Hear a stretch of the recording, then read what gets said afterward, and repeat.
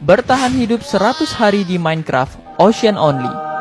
Tanpa pohon, tanpa village, hanya ada kamu, aku, dan tombol subscribe. Bisakah di hari ke-100 aku mengalahkan Ender Dragon? Silahkan kalian simak videonya sampai habis. Enjoy! Hari pertama, aku beruntung karena tepat di bawahku ada kapal tenggelam dan bisa menjadi sumber kayu. Nyari satu blok aja lamanya minta ampun. Sampai akhirnya aku bisa bikin crafting table dan bikin kapak iron dari iron hasil harta karun. Setelah itu aku lanjut cari kayu pakai kapak dan ternyata masih lama juga. Aku jadiin crafting tableku sebagai platform awal dan aku membuat pintu sebagai pengganti tabung oksigen dan mencari kayu sepuasnya di bawah air. Berhubung aku dapat leather armor, aku langsung pakai dan ternyata Curse of Binding. Dan aku tidak akan bisa melepaskan celana ini sampai mati. Waktu aku asik cari kayu, aku kedatangan tamu.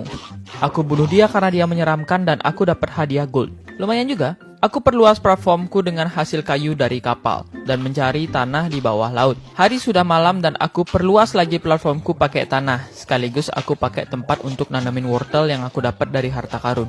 Karena nggak punya tempat tidur, aku berkelana dan mendapatkan item-item dari chest. Lumayan lah. Aku pergi untuk nyari pasir dan membuat tempat mining, dan aku makan kerupuk zombie selagi wortelku belum tumbuh.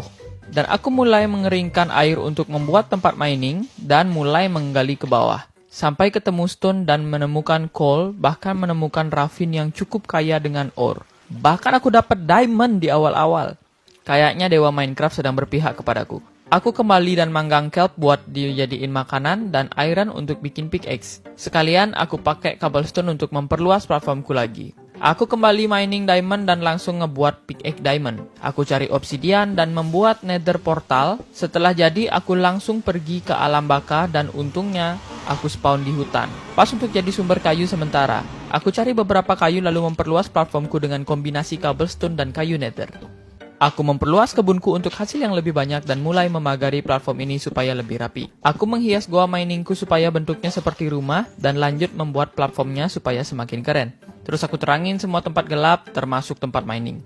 Aku mulai mengorganisir barang-barangku di chest dan kembali mencari bahan-bahan di ravin seperti iron, gold, dan juga coal. Setelah itu aku sihir tanamanku supaya bisa tumbuh lebih cepat dan memanen beberapa makanan untuk jadiin stok. Aku membuat kompas dan berkelana lebih jauh dari biasanya. Aku menemukan kapal tenggelam dan mengambil chestnya. Lumayan dapat bambu. Nggak tahu kenapa, ada preman di lautannya. Aku menemukan chest lainnya dan isinya diamond. Wow, lumayan. Beberapa saat kemudian, aku ketemu daratan yang sangat luas. Dan ketika aku lanjut perjalanan, aku menemukan daratan dan hokinya ada sebatang pohon yang tumbuh di sana.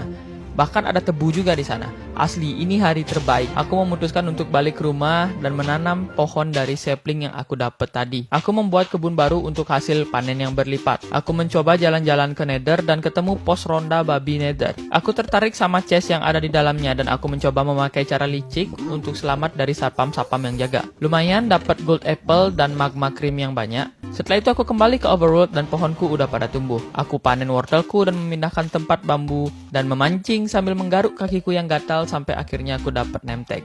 Lumayan. Di hari ke-14 aku punya ide untuk ngebuat enchantment table dan bukunya berasal dari buku trading dengan piglin yang aku disenchant supaya bisa menjadi buku biasa. Karena di sini susah banget buat dapetin kulit.